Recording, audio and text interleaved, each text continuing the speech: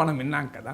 So మరి కవిత అంటున్నది ఏంటి, మా నాన్న కేసీఆర్ కాకూడదు సీఎం, దళితుని సీఎం చేయాల్సి ఉండే, లేదా అణగారిన వర్గాల నుంచి సీఎం చేయాల్సి ఉండే, అనవసరంగా మా నాన్న సీఎం అయ్యాడు, మా అన్న దాదాపు నెక్స్ట్ టు సీఎం లాగా మేనేజ్ అయ్యాడు అని చెప్పదలుచుకుందా? సో అది మొదటి కోణం, సామాజిక తెలంగాణలో మొదటి కోణం. లేదు, రెండవ కోణం, కేసీఆర్ కావడం తప్పు కాదు, కేటీఆర్ మంత్రి కావడం తప్పు కాదు, వీళ్ళు సామాజికంగా అణగారిన కులాలకు న్యాయం చేయలేకపోయారు తమ విధానాల వల్ల అనడం. రెండు ప్రమాదకరమైన వ్యాఖ్యలే కదా.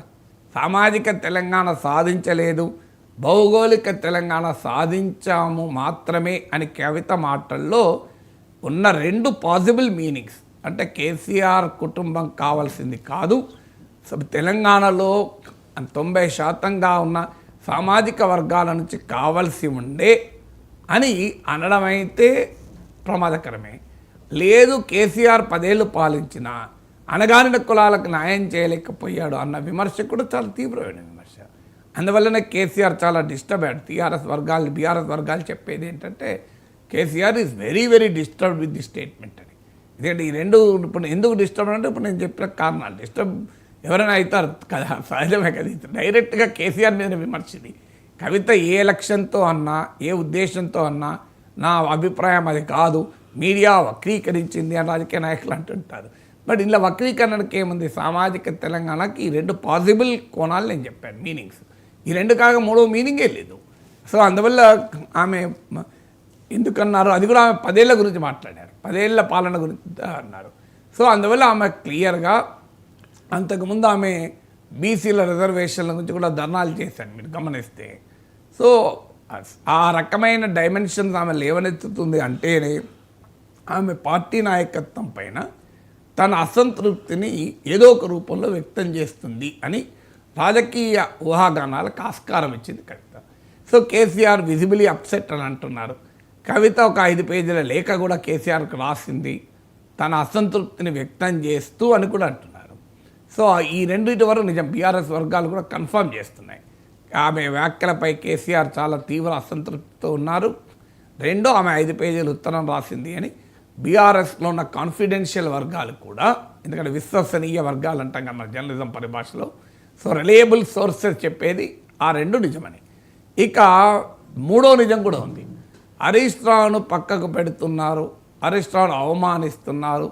ఇది పెద్ద పదం కావచ్చు, అవమానం. పక్కకు పెడుతున్నారు, దూరం పెడుతున్నారు. ఇది చాలాసార్లు మనం విన్నదే, ఇది కొత్త కాదు. కొన్నిటికి విజిబుల్ ఎవిడెన్స్ కూడా ఉంది. మీకు క్లాసిక్ ఎగ్జాంపుల్ కాళేశ్వరం ప్రాజెక్ట్ ఉంది. కాళేశ్వరం ప్రాజెక్ట్ ప్రారంభించిన సమయంలో హరీష్ రావు మంత్రి కాదు, ఆ ప్రారంభంలో హరీష్ రావు లేడు. కానీ కాళేశ్వరం ప్రాజెక్ట్ నిర్మాణంలో ఇరిగేషన్ మంత్రిగా హరీష్ రావు భూమిక మామూలు భూమిక కాదు. ఇప్పటికైనా విమర్శలు ఎదుర్కొంటున్నాడు కదా. ఈవెన్ టుడే రేవంత్ రెడ్డి, కాంగ్రెస్ నాయకులు హరీష్ రావును కూడా, కేసీఆర్తో పాటు హరీష్ రావును కూడా టార్గెట్ చేస్తూ ఉంటారు కాళేశ్వరం గురించి. సో దాని టార్గెట్ అయ్యాడు, దాని భూమిక పోషించాడు. కానీ దాని ప్రారంభోత్సవ సమయంలో హరీష్ రావు ఎక్కడున్నాడు? బహుశా నాకు తెలిసినంతవరకు ఇంట్లో ఉండుంటాడు, లేదా హైదరాబాద్లో ఉండుంటాడు. కానీ అక్కడ ఉన్నాడో లేడో నాకు అనుమానమే. We have to verify it. ఎందుకంటే మంత్రిగా అయితే లేడు ప్రోటోకాల్లో. మరి అది ఎందుకు అలా, అది సహజం మనకు కనబడ్డది కదా అది. తర్వాత మీకు వరంగల్ సభ సమయంలో కూడా హరీష్ రావుకు రావాల్సిన ప్రాధాన్యత రాలేదు అని కూడా అంటున్నారు.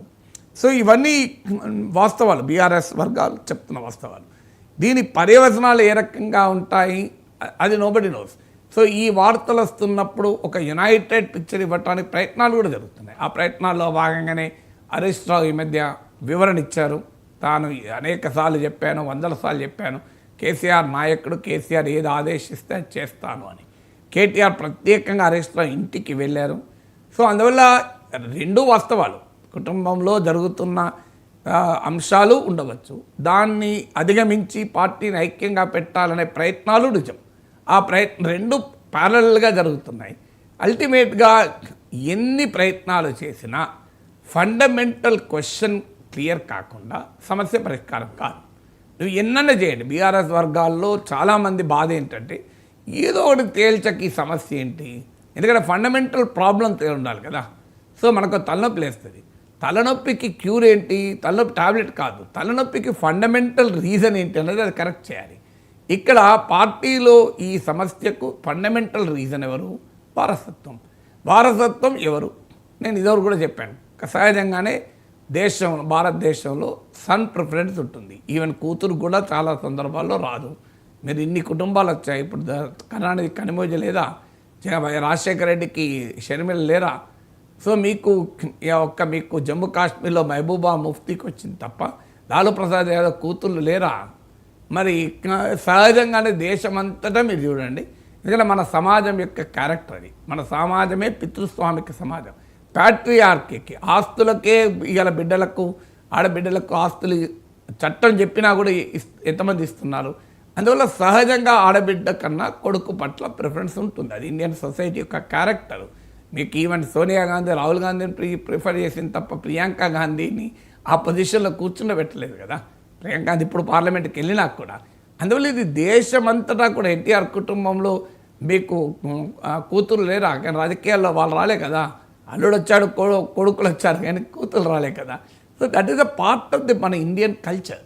ఇండియన్ కల్చరల్ ఫ్రేమ్వర్క్లో ఉండే బయాస్ అది. సన్ బయాస్ అనేది మనందరికీ తెలిసిన బయాసే. సో అందువల్ల వారసత్వం అనేది ఏదున్నా ఎవరికి నక్కాలనేది ఇష్యూ. సో ఇక్కడ వచ్చేవరకు ఏమవుతుందంటే కేటీఆర్ కూడా మంత్రిగా తన కాంపిటెన్స్ చూపెట్టుకున్నాడు. వర్కింగ్ ప్రెసిడెంట్గా పర్ఫామ్ చేశాడు. కేటీఆర్ సామర్థ్యం పైన పార్టీలో ప్రశ్నలు ఏమీ లేవు. Is not a failure. So కానీ అదే సమయంలో హరీష్ రావు అసలు కేటీఆర్ కన్నా ముందు నుంచి పార్టీలో ఉన్నాడు. ఎమ్మెల్యే కాకముందు మంత్రి అయ్యాడు. పార్టీలో సగటు కార్యకర్తతో కేసీఆర్కి ఎంత సంబంధాలు ఉన్నాయో అంతకు ఏమాత్రము తగ్గని, ఇంకా మాట్లాడితే కాస్తంత ఎక్కువనే పర్సనల్ కెమిస్ట్రీ ఉన్న నాయకుడు హరీష్ రావు. పార్టీకి నాయకత్వము కార్యకర్తల మధ్య రిలేషన్లో హరీష్ రావు తిరుగులేని రిలేషన్. రెండు పార్టీకి ప్రజలకు మధ్య రిలేషన్లో కూడా హరీష్ రావుది వెరీ కీలక పాత్ర. మూడు, పార్టీ ఆవల కూడా రాజకీయాల్లో ఆ రెస్పెక్ట్ కమాండ్ చేశాడు హరీష్ రావు. ఇప్పుడు ఏం చేయాలి? కేసీఆర్కు తలబట్టుకుంది. ఇందులో ఎవరైనా ఒకరు ఫెయిల్యూర్ అయితే పని అయిపోయేది, కేసీఆర్ సమస్య పరిష్కారం అయ్యేది. కానీ ఫెయిల్యూర్ కాలేదు. ఏంటి ఎలా సమస్య పరిష్కరించుకోవడం అనేది ఒక ఛాలెంజ్గా మారింది. సో అందువల్ల ఈ ఛాలెంజ్లో మధ్యలో కవిత వచ్చారు. కవిత కూడా ఆమె ఆర్టికులేటింగ్, ఆమె ఎంపీగా గెలిచారు, ఎమ్మెల్సీగా గెలిచారు. పొలిటికల్ ఆస్పిరేషన్ ఉన్న ఉమెన్. సో ఉమెన్కి ఎందుకు ఉండకూడదు? ఇప్పుడు మహిళలకు కూడా కొంత రిజర్వేషన్లు ఇవి కూడా వస్తున్నాయి. సో అందువల్ల ముగ్గురు ఆస్పైరింగ్, ముగ్గురు రిలేటివ్లీ తరతమ తేడాలున్న క్యాపబుల్. సో మీకు ఇంకా కవితతో పోలిస్తే Harish Rao is much more popular. దానిలో డిస్ప్యూట్ ఎవరికి లేదు కదా. Harish Rao is much more prominent and popular. So అందువల్ల ఈ సమస్య అంత సులభంగా పరిష్కారం అయ్యేది కాదు. పరిష్కారం కానప్పుడు ఏమవుతుంది? అది అలాగే వివాదంగా ఇష్యూగా ఉంటుంది. ఇష్యూగా ఉన్నప్పుడు ఊహాగానాలు తప్పదు. ఇలా గూగుల్లో కొట్టండి మీరు 100 ఆర్టికల్స్ వస్తాయి.